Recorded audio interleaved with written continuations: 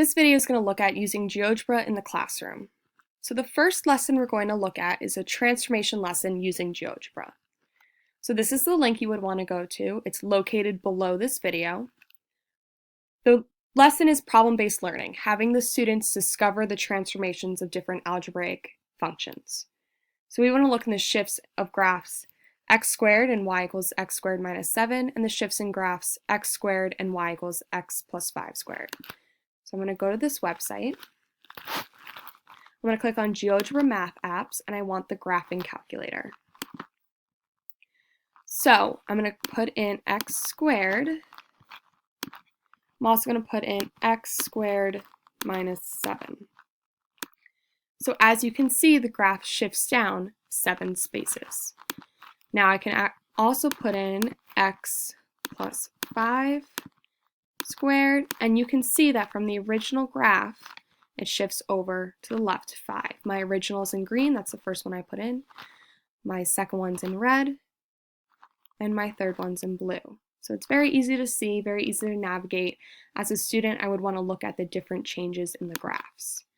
So a successful use of this is that students are able to identify the different transformations through the discovery of the different equations. So I could see, okay, putting in that 7, shifted it down 7 spaces, putting in the 5, shifted it left 7 spaces, things like that. A pro of this is it's easy to see the graphs, they're color coordinated, and it's very easy to use. A con is that this website itself is not very adaptable for students with disabilities. The lesson created can be adaptable to those students, however, the website itself is not. So if I wanted to do this lesson but I didn't have GeoGebra, I could do it with a graphing calculator. So again, it's problem-based learning, having the students discover the transformations, and I'm looking at the same graphs. So if I were to have my graphing calculator, I would input x squared, and then I could input x squared minus 7, and I could look at my graph. The first one I input comes up first, the second one I input comes up second. Now I can see that the graph moved down, however it's unclear if it moved down 7 spaces. I can go to the table for that and look, okay, it did move down 7 spaces. If I wanted to look at the second x plus 5 second equation, go to the graph, I can see, okay, it shifted to the left some. Let's look at the table. It's not as clearly seen, but I can see, okay, it shifted over, the vertex is at -5 rather than at 0, so it shifted to the left 5.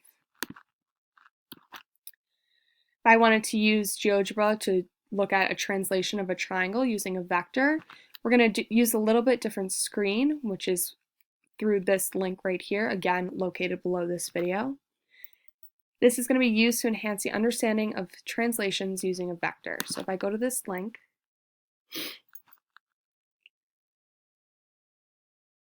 I'm given a triangle and the pre-image and the image and a vector which I can drag around, and students can drag around to see, okay, my length is 3, 2, my triangles were shifted 3, 2.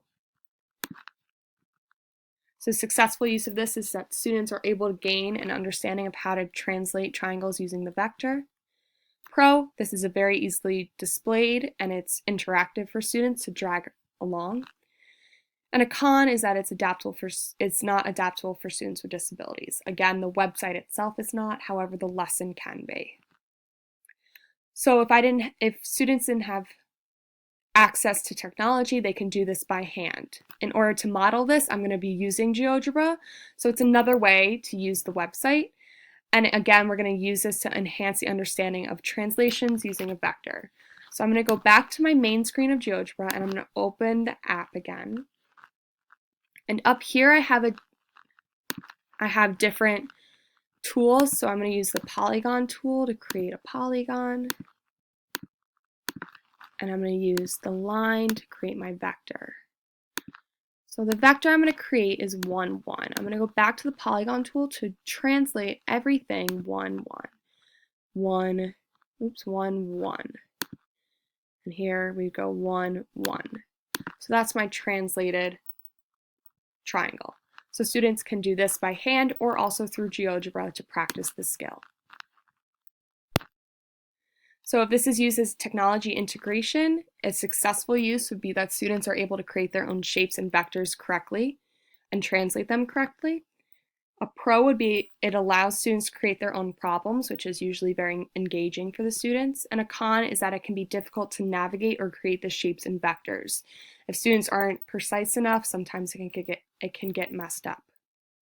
So research that was done that relates to these two lessons is research was done in students' reactions to problem-based activities and found that problem-based learning and human-computer interaction, the students had a positive experience and the tools that they used engaged them in collaborative work.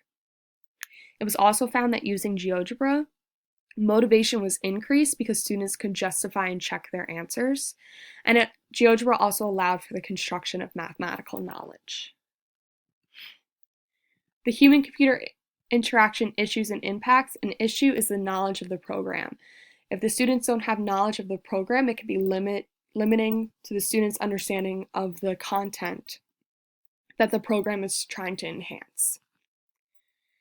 A simplex theory by Adams and Langdon said that feedback is very important. So an issue in regards to this technology is that there's no direct feedback. The feedback would have to come from the teacher. Impacts that this technology has is students are able to discover their learning, and in general, students are usually engaged with technology. The educational goals is that students are discovering or developing their own learning, and the standard that this goes with is that students are able to determine the translations of functions, which is basically what that standard says. Students are also able to understand the properties of translations. So they verify experimentally the properties of translations. Lines take to lines, angles go to angles, parallel lines go to parallel lines. So this is all done through the lessons that use GeoGebra. This technology assists in the goal achievement. Students are discovering the changes from adding in different aspects to the equation. They're using the technology to show the changes. They're showing the translation of a shape due to the different lengths of a vector. Students are able to discover the different translations from the different lengths of the vector.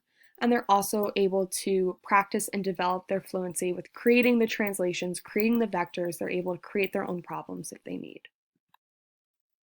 The technology aiding the goals, it allows students to have a clear picture of the transformations.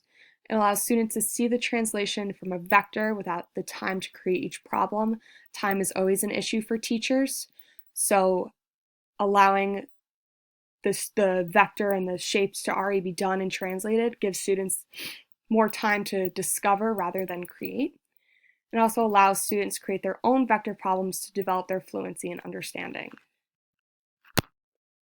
So is this true technology integration? Students will have a prior knowledge of using the graphing calculator. So they will have a prior knowledge of how to use the GeoGebra in the first lesson because we were using the graphing calculator aspect.